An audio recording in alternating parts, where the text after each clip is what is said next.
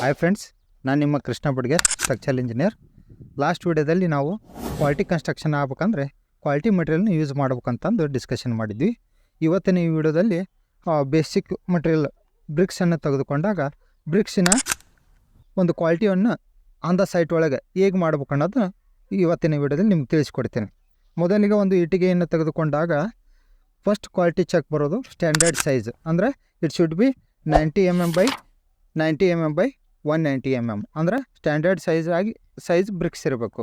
ಎರಡನೇದು it should be uniform colour, ಅಂದರೆ ಅದ್ರದ್ದು ಬ್ರಿಕ್ಸಿಂದ ಕಲರ್ ಏನಿರಬೇಕು, ಯೂನಿಫಾರ್ಮ್ ಆಗಿರ್ಬೇಕು, ಒಂದೇ ಥರನಾದ ಕಲರ್ ಇರಬೇಕು. ಮೂರನೇದಾಗಿ ನಾವು ಇದನ್ನು 1 ಮೀಟ್ರ್ ಹೈಟ್ಲಿಂತ ಬಿಟ್ಟಾಗ ಇಟ್ ಶುಡ್ ನಾಟ್ ಬ್ರೇಕ್, ಅಂದರೆ ಅದು ಇಟ್ಟಂಗಿ ಹೊಡಿಬಾರ್ದು.